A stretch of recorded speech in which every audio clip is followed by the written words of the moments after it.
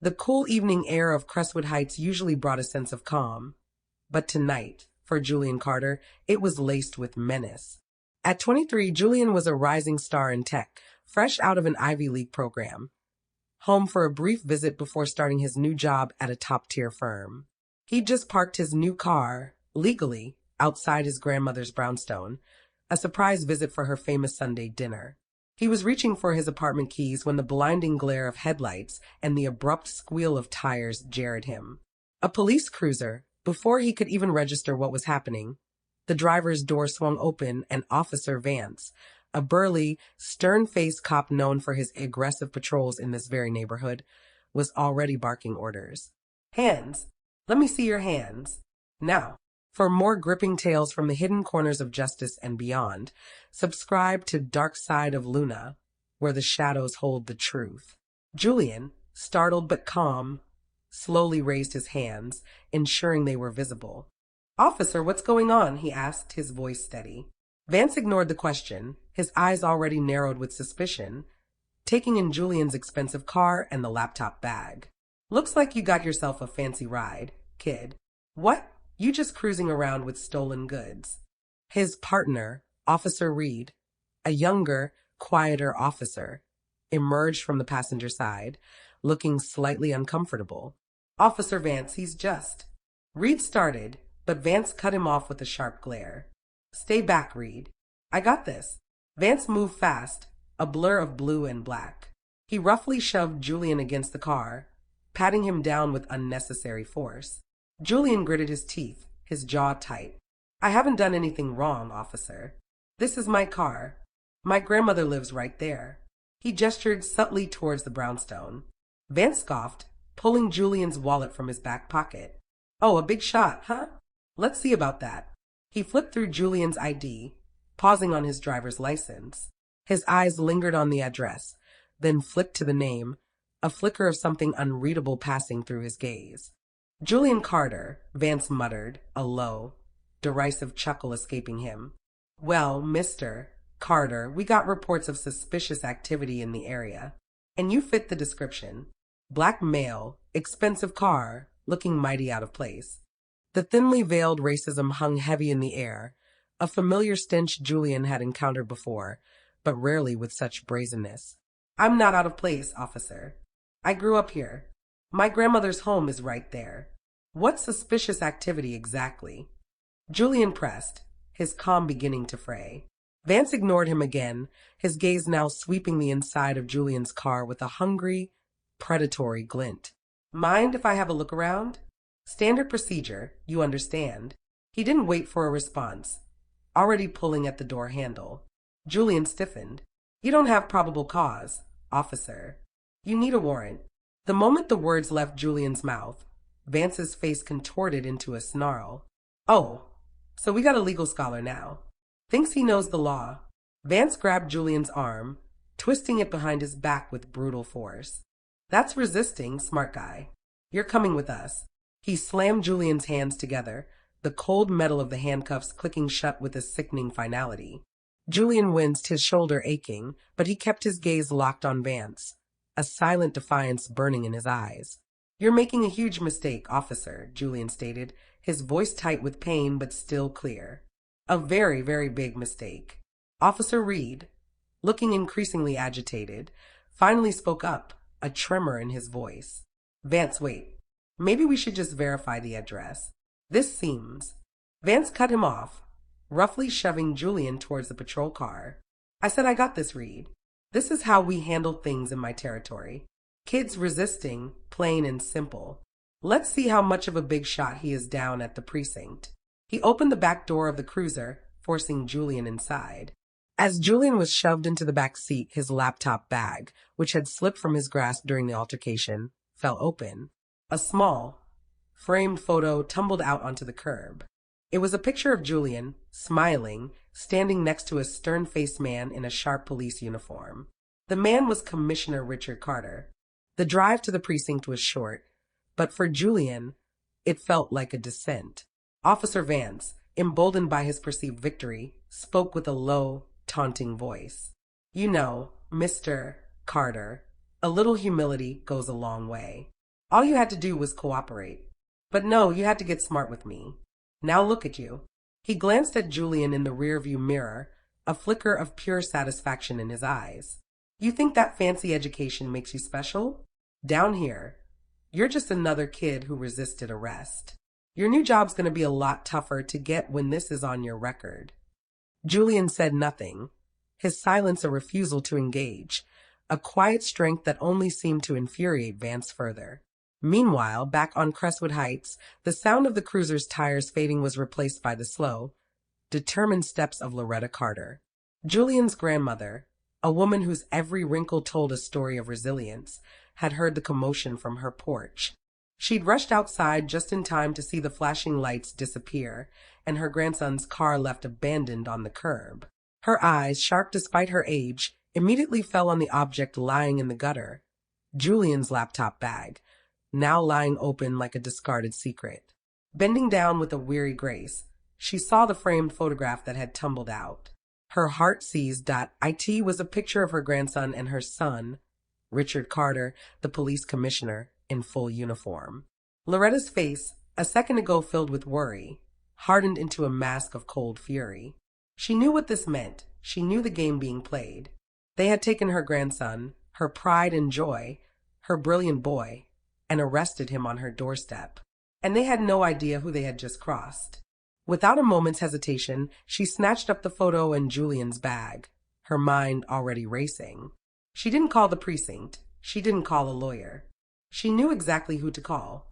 At the precinct, the atmosphere was chaotic. Vance, smug and victorious, was booking Julian, barking orders at the intake officer. Julian stood with his back to the room, his hands still cuffed, his mind replaying the injustice of the past 20 minutes. Julian Carter, resisting arrest, disorderly conduct, Vance dictated, a sneer audible in his voice. We'll hold him overnight. Let him think about his attitude. Just as Vance was about to finalize the paperwork, the front door of the precinct lobby was flung open with a violent shove, hitting the wall with a thunderous bang. All heads turned. Standing there, his face a mask of incandescent rage, was Police Commissioner Richard Carter. He was not in uniform, but in a pressed civilian suit, and his presence alone filled the room with a terrifying, silent authority. He held a phone to his ear, his voice a low, dangerous growl. I don't care if I'm on speaker. Get that kid out of those cuffs. Now. And you, Vance. You're a dead man walking. Vance's smug expression dissolved in an instant, replaced by a ghastly pallor of abject terror. He stared, wide-eyed, from the commissioner to Julian. Reed, pale and sweating, backed away from Vance, creating a chasm of space.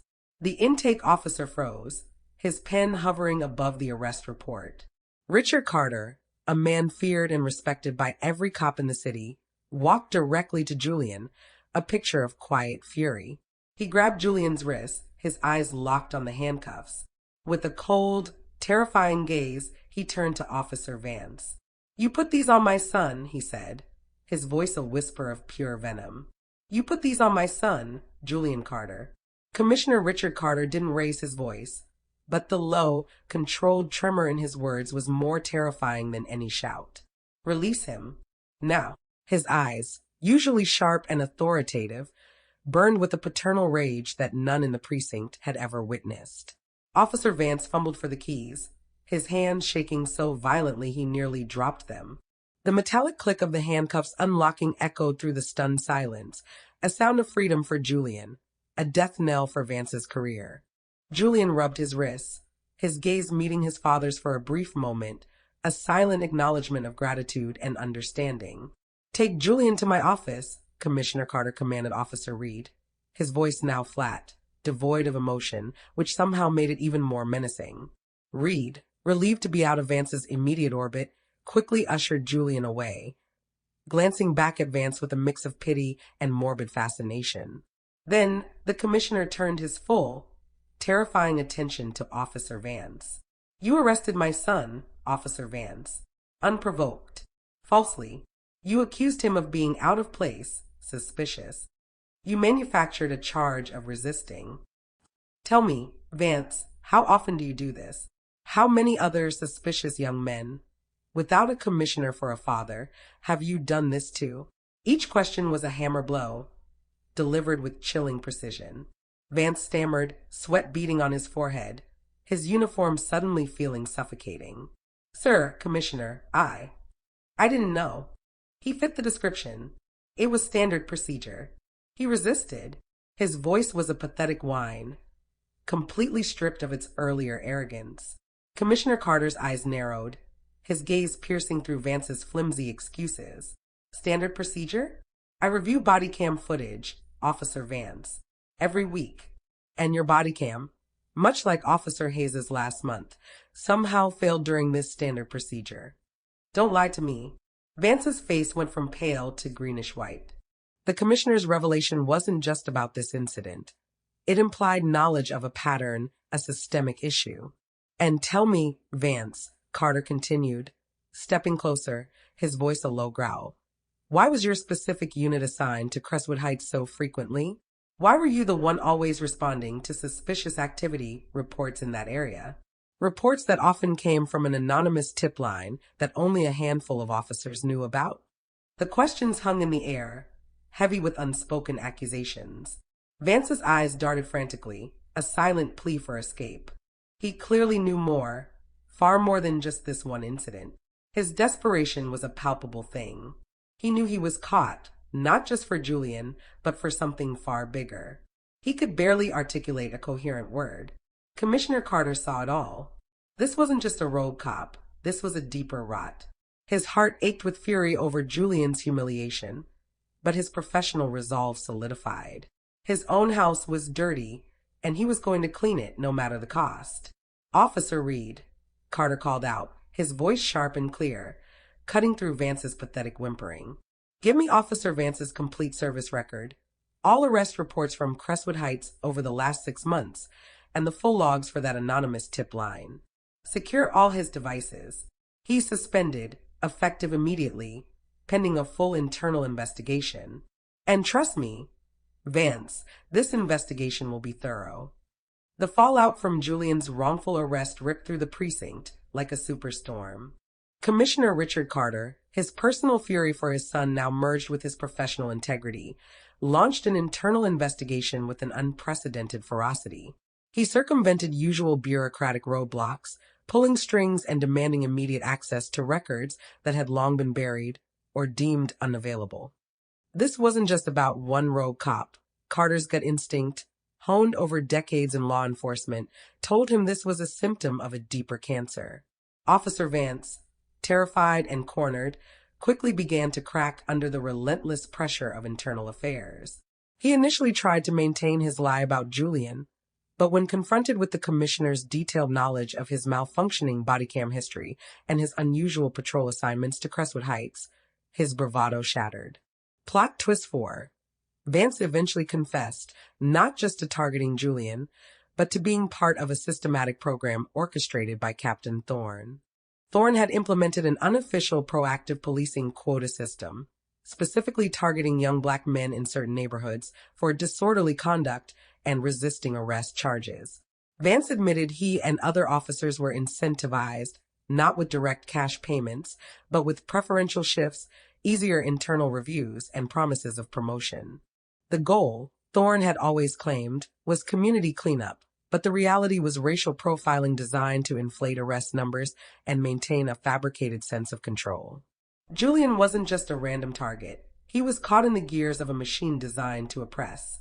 As the investigation spiraled, Commissioner Carter's team, aided subtly by Officer Reed, who, racked with guilt, provided anonymous tips and confirmed details about Thorne's hidden directives, uncovered an even darker truth.